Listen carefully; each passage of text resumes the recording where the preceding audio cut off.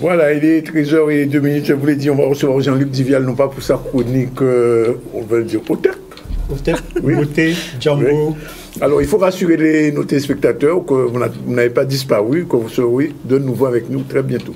Oui, effectivement, nous allons reprendre nos activités très bientôt, mais pour l'heure, cela demande beaucoup de préparation, beaucoup de travail. Nous abordons le mois d'octobre 2019 avec beaucoup de sollicitations, bien heureusement, puisque les lignes bougent, finissent par bouger. Oui, il faudrait quand même. Et donc, il faut savoir répondre à toutes ces sollicitations. Mais effectivement, ce qu'on s'aperçoit, c'est qu'on ne peut plus regarder les choses sous l'angle ancien et que cela nous ouvre à beaucoup de choses, des chantiers énormes qui sont devant nous.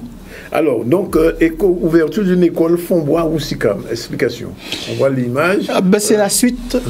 La suite logique, je dirais, de Roussicam, l'ouvrage, puisque les lecteurs s'aperçoivent qu'il y a vraiment énormément à découvrir.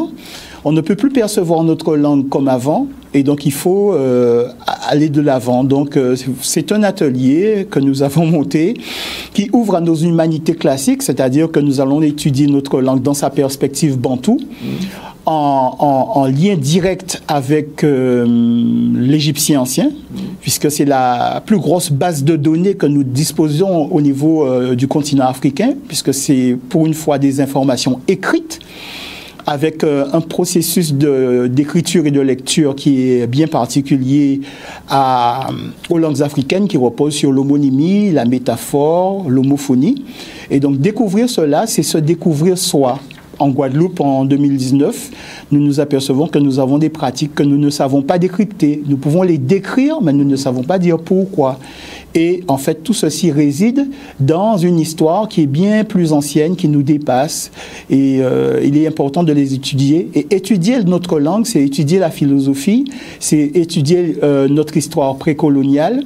Et c'est également prendre conscience que ceux qui sont à l'origine de cette langue sont des scientifiques, parce qu'il y a une dimension mathématique de la langue qui n'a jamais été mise en évidence. Conclusion, eh bien, notre langue là, qui est vue sous un angle tellement péjoratif, parfois, eh bien, elle nous ouvre au monde.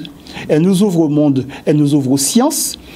Et vu qu'elle tient son origine de langue beaucoup plus ancienne, dont l'égyptien ancien, eh bien, elle s'avère être un outil de décryptage et de traduction des textes égyptiens anciens qui est beaucoup plus précis. Je donne un exemple. Si par exemple un égyptologue classique se retrouve en présence de deux symboles. Le symbole qui est attribué, qui permet de toucher la notion de Dieu, par exemple, le fameux drapeau que certains voient comme aussi une hache, et un autre symbole qui signifie la grandeur. Alors, un égyptologue, par exemple, français, Bontin, va dire « le grand Dieu » ou « le Dieu grand ». Mais pour nous, c'est une phrase, parce qu'à partir du moment où on a mis « bondier » et grand, on sait que le verbe est sous-entendu. Donc vous voyez que nous apportons des éléments de précision que les égyptologues classiques ne peuvent pas déceler parce que ce n'est pas leur pensée symbolique. Or, la pensée symbolique de l'Égypte ancienne, c'est la nôtre.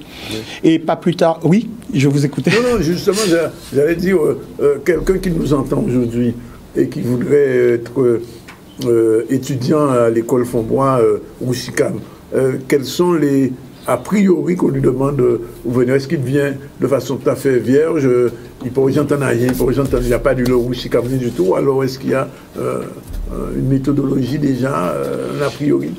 Alors, en fait, c'est un atelier qui permet de déconstruire un certain nombre de schémas et de préjugés.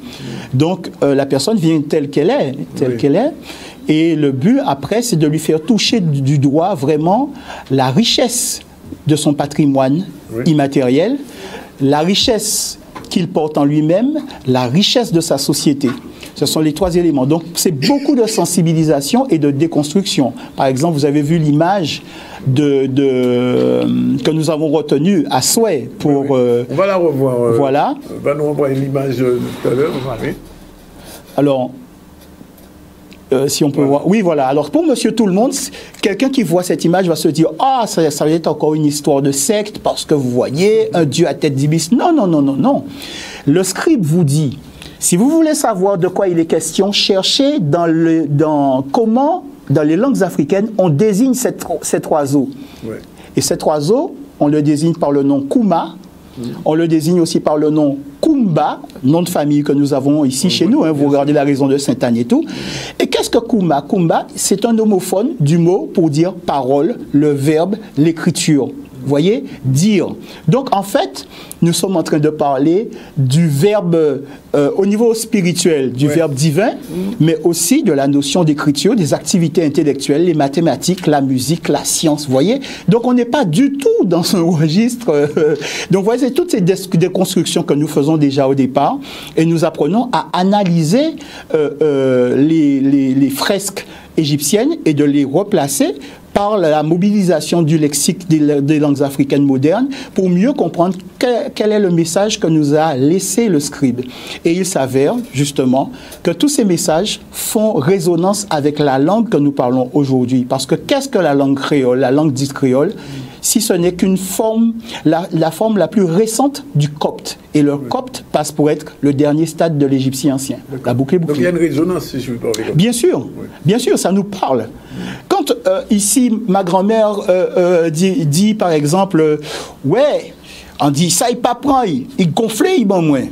Ou alors elle dit, il gonflait comme elle pète. Et quand je m'aperçois par exemple que l'Égyptien, quand il veut décrire par exemple le mécontentement, l'irritation, il veut aussi exprimer le verbe gonfler, souffler, il dessine justement cette fameuse pelpette de ma grand-mère. Oui. Vous voyez?